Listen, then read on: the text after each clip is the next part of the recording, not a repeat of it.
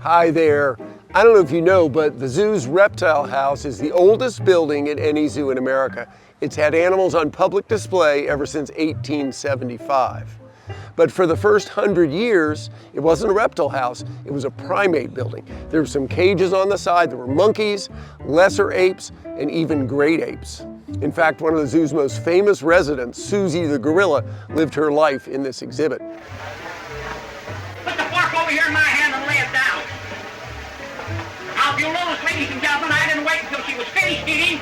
I stopped her right after she started. She was famous for a couple of reasons. Of course, people love gorillas. Also, her trainer, Bill Dressler, worked so closely with her. He would go in and have tea with her in the afternoon on public display. She would wear human clothes. He would even walk her, holding her hand, to his house over on Vine Street. And those are all things we wouldn't do today. We want them to be natural, but she was certainly beloved. If you knew Susie like I know Susie, oh, what a girl. The other building we have that was here when we started is our passenger pigeon memorial. Today it's a museum, but originally it was one of 7 pagodas like that were part of what was called the Bird Run.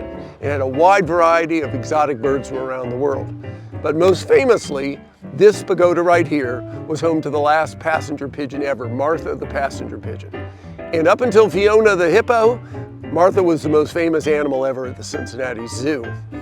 Unfortunately, another animal went extinct in that exhibit, Inca the Carolina parakeet. And though those are a terrible loss, they did start the process of the Cincinnati Zoo really dedicating itself to conservation. But Martha was an interesting story. When the zoo was founded, there were still tens of millions of passenger pigeons that would fly through this area. But just 40 years later, they were completely disappearing, and Martha, the very last one, passed away here. She's at the Smithsonian Institution in DC if you'd like to see her now. But this old building has held up very well and is a great tribute to these animals. They're an important part of the Cincinnati Zoo history.